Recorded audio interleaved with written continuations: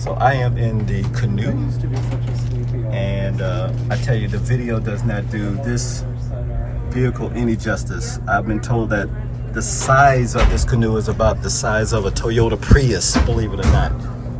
You have multiple seats, multiple variations where you can have people literally sitting right here. You have 3 people back here as well. You have a moonroof, and you have another roof right here. And look at here, this is all touched. You can do your temperature, your heated seats, your windows. This is really laid out. I think they had a lot of things in mind when they put this together.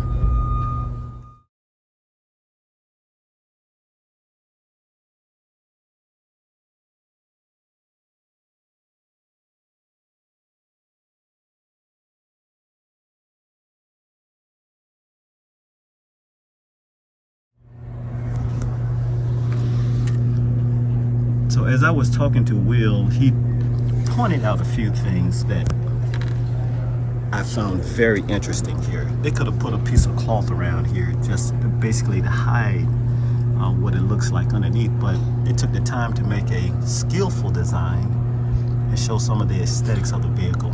You can step in here, you can step over here into this part. You can even seat someone right here. So the seat leans back and you can put a person right there. And these seats here are super roomy. Again, you can't appreciate it until you sit in it. And when I sit in the vehicle, I'm very comfortable. You have the window down here that takes the window down. You have USB charging. Sorry about my finger, it's a little blurry because I'm really up on it here. And also you have USB charging down by your feet as well, down below.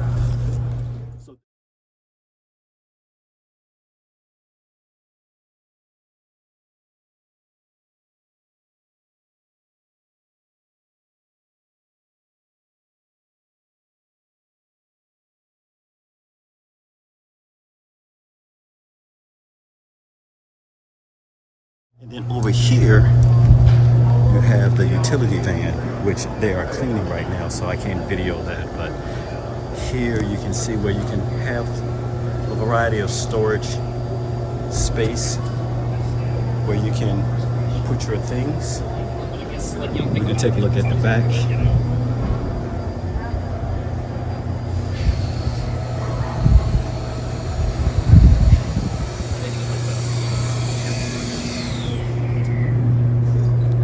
And then you come over here, so I would give everybody a long shot of what it looks like.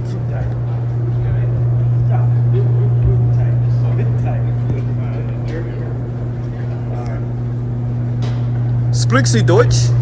No. Okay. Prost. Prost, that's it. Vamos.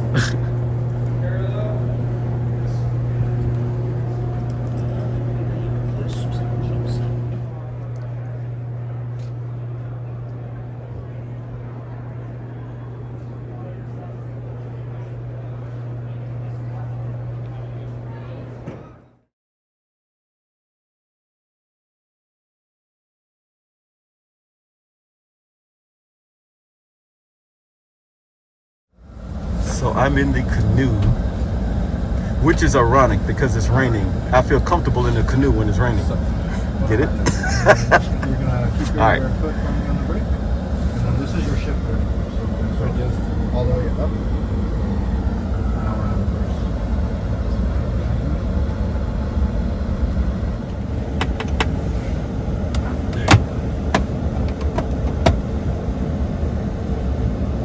Ha! You ready, boss? No, I'm not ready. Oh, okay. What about a takeoff? What do these do? Those are mainly to like adjust the mirrors.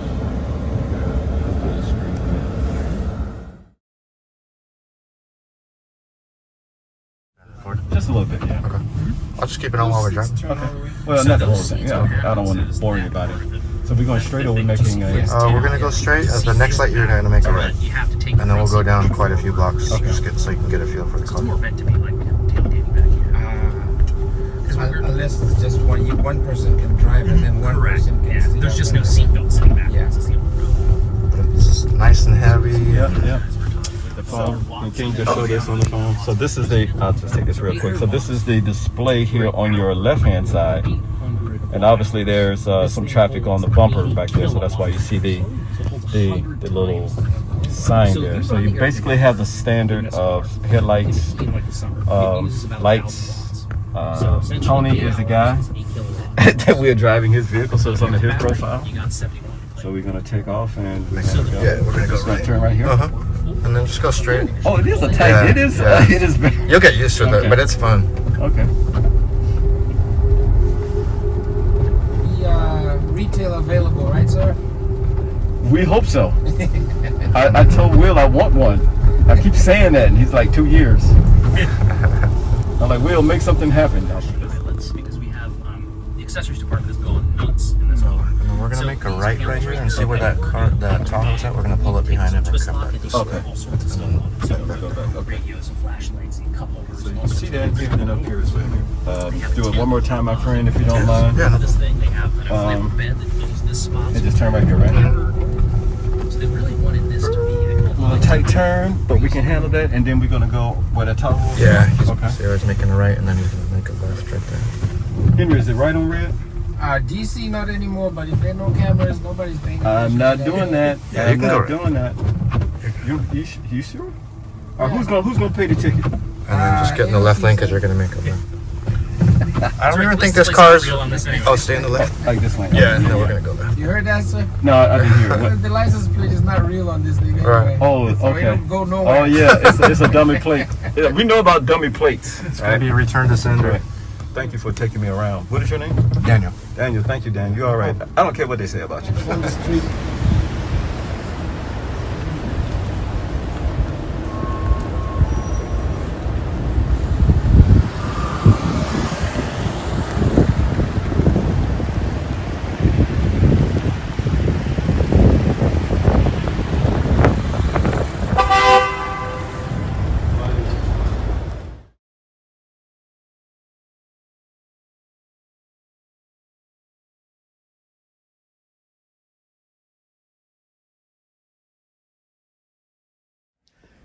So it's the day after we took a test ride in the Canoo, and you were looking at my fleet manager, the first person at the United States Capitol so dubbed as the official fleet manager, Henry, who is responsible for roughly about 280 vehicles on campus, of which we have, how many EVs do we have on campus? Yeah, about 7. 7, Yeah. and some plug-ins Here and there. here and there. So Yeah. we can talk about that piece in just a minute about the struggle for us to fully adopt to EVs. But let me just get your thoughts on the Canoo vehicle. You can flash your peace sign like he was doing on take 8. Canoo. Yes. What a vehicle. It corners like it's on rails. I think that's a line from a Julia Roberts movie, by the way. Pretty Woman. Yeah. Corners like it's on rails. Okay. I like it. I really do. It is a very interesting vehicle. Sight lines everywhere. I mean, you can see all around you. It's like you're sitting in a starship, but it's a vehicle and it moves. Right, and right. it's so smooth. If anybody has ever driven a cab over a truck, it kind of corners like you're sitting on the wheels. When you're cornering, you're right where the wheels are, so it's a tight turn. So its turns are a little bit tight, but you get used to it, and once you do, it's a piece of cake. Right. Yeah. And was that your first time driving an electric vehicle? It was my first time ever driving any type of electric vehicle. Okay. Other than, I think, a scooter when I was a baby. I just want to give our viewers a background of what we do from the government standpoint of view of trying to change one mind from a gasoline vehicle to an electric vehicle or a hybrid. We are trying to see the best way forward in how we can help the government transition to a more greener and fuel efficient type environment. And one of the things we do is we'll go to some of these trade shows sometimes, or out of our way when we have time, test anything that we think fits the criteria that we need to have a better, greener footprint on the U.S. Capitol. Right. But the one thing I do want to impress on our listeners and viewers, it is very tough to change minds. Yes.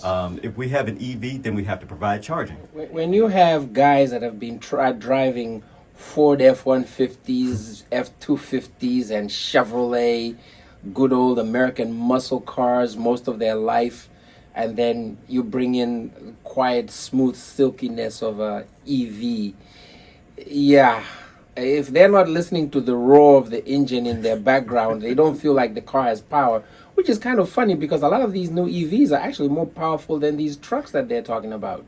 So it's a mindset thing. Right. Yeah, it is really a mindset thing. Thank God you did not say fiduciary for a change. You Well, didn't. I should have. You are nail cut from the. It is very hard to say fiduciary when the EVs are still so expensive, because then you're not really, saving the government money. But I think in the long run, it is worth it. Yes, it is. Well, now you're talking. What about you? Because you're still driving a gasoline vehicle. How about you? Are you? Let me just say this. I needed to get in an EV and drive it for me to feel it and know what it's about. Mm-hmm. I did. Mm-hmm. I like it. Mm-hmm.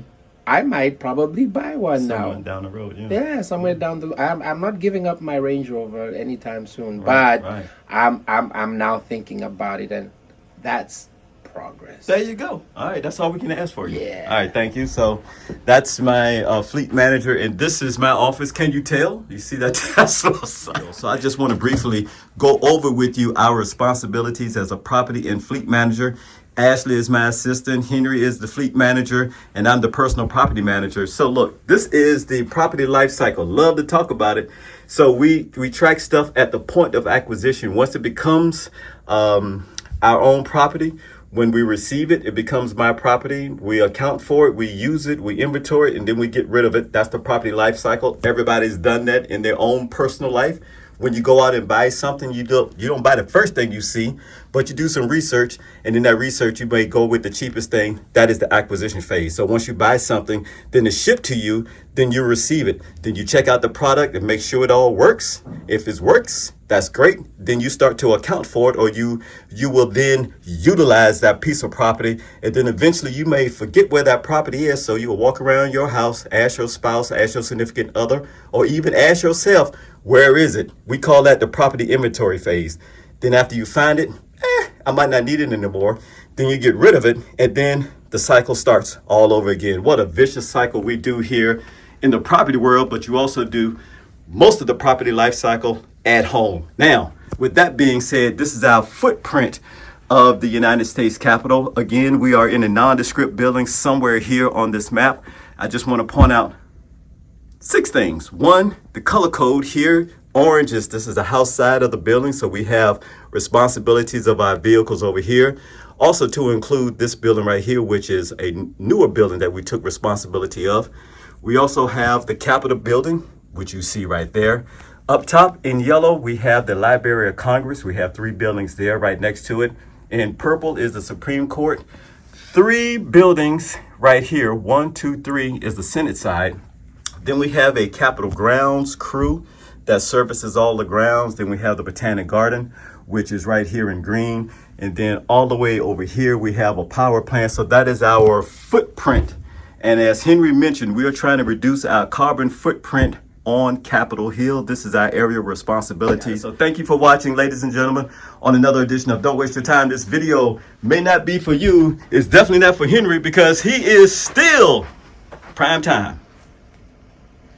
Always and forever. Bye. Bye.